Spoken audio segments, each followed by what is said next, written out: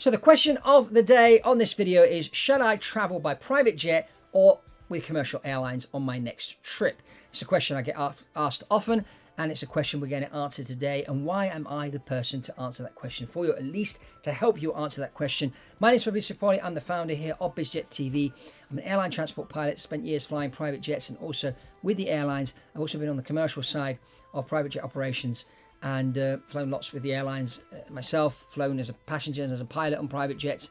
I use private jets for business as well. So, you know, I've got a lot of experience in this matter. I'm also the author of the book, The Quantum Economy, which talks about the business of the future and private jet travel. So let's get into answering this question for you. So now, a lot will depend on where you're going. So we know in the United States, for example, there are 350 airports which are serviced by the airlines, but there are a lot more airports out there. There's about 10,000 landing strips in the United States alone. And Europe, we've got a lot of landing strips besides the usual ones that the airlines use, and also in places like Indonesia and the Philippines and whatever. All the way around the world, you've got airports where the airlines go to, and then you've got the smaller airports.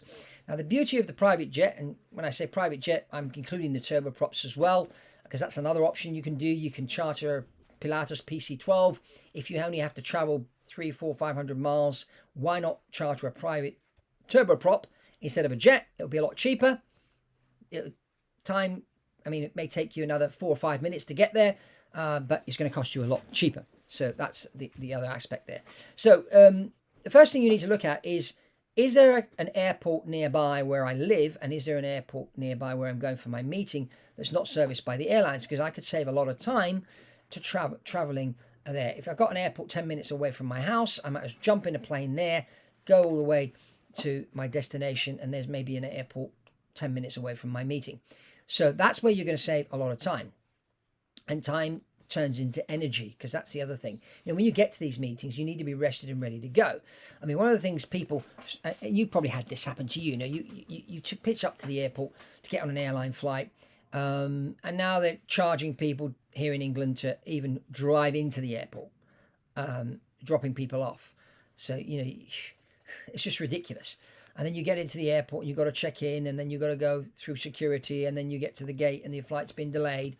You know, and this whole process takes a few hours, but above all, it takes away energy from you. Now, don't get me wrong.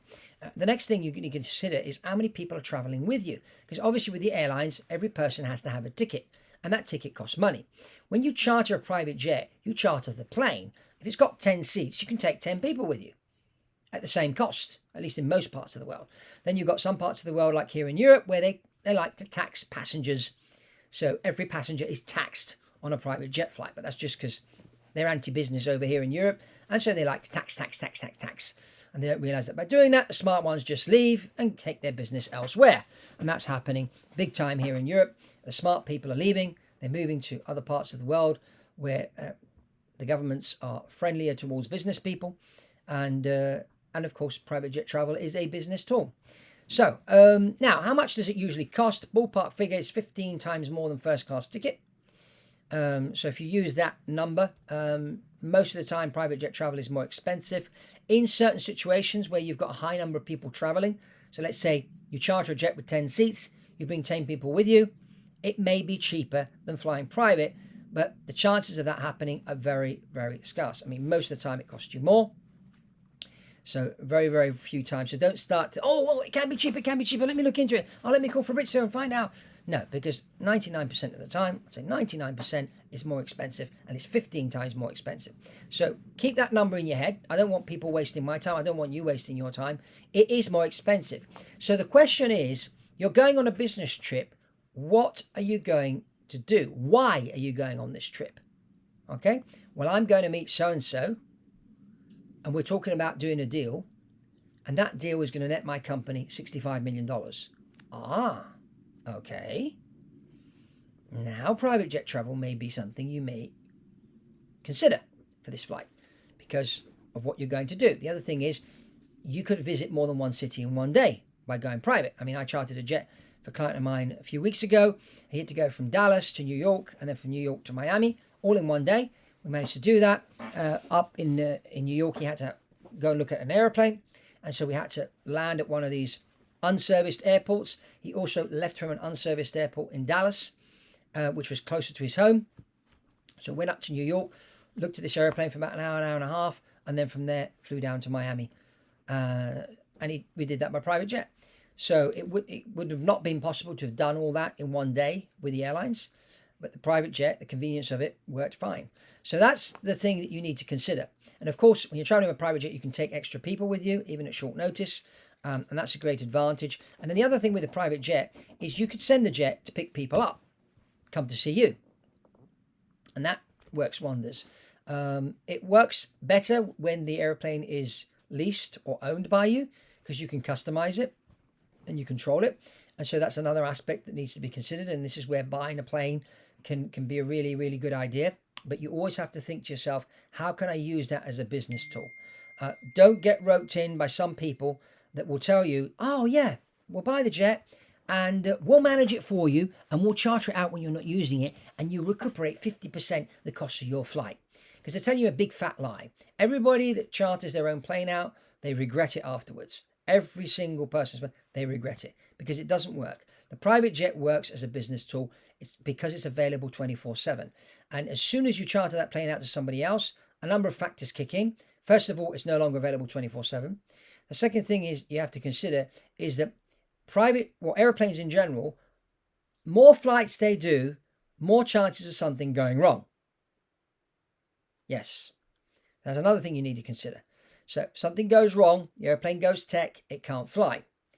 So, you've got landing gear coming up and down. You've got the flaps, or the engines. There's a number of things, moving parts that you've got on this airplane. And so do you really want your airplane to break down in Houston on a charter, and you're sitting in London, you need to go to Tokyo tomorrow, and now you can't because your jet's on the other side of the world and it's broken, it's going to take 5 days to fix? It's another inconvenience that would have not happened if it'd been sitting in your hangar in London. So these are things that you have to consider. So overall, flying commercial is a lot cheaper than flying private. Private jet, as I said, 15 times more expensive than first class ticket. So calculate that. If you want to speak to me, I suggest you buy a copy of The Quantum Economy, because if you do, as a bonus, you qualify for a free call with me, as long as you post a review on Amazon and send that to me. Then we can get on a call and we can talk about your travel needs and see if it's time for you to start chartering or do a fractional ownership or lease an airplane or buy an airplane. Those are the 4 options that are out there right now. I can certainly help you make that decision and carve out the right strategy. That's what I'm here for. But anyway, that's all from me here on BizJet TV. Make sure you comment below, give us a thumbs up and subscribe to the channel. Apparently only 25% of you watching actually subscribe. So press that subscribe button now. That helps the algorithm tell everybody about BizJet TV. And that's really important for me and for you guys that are watching.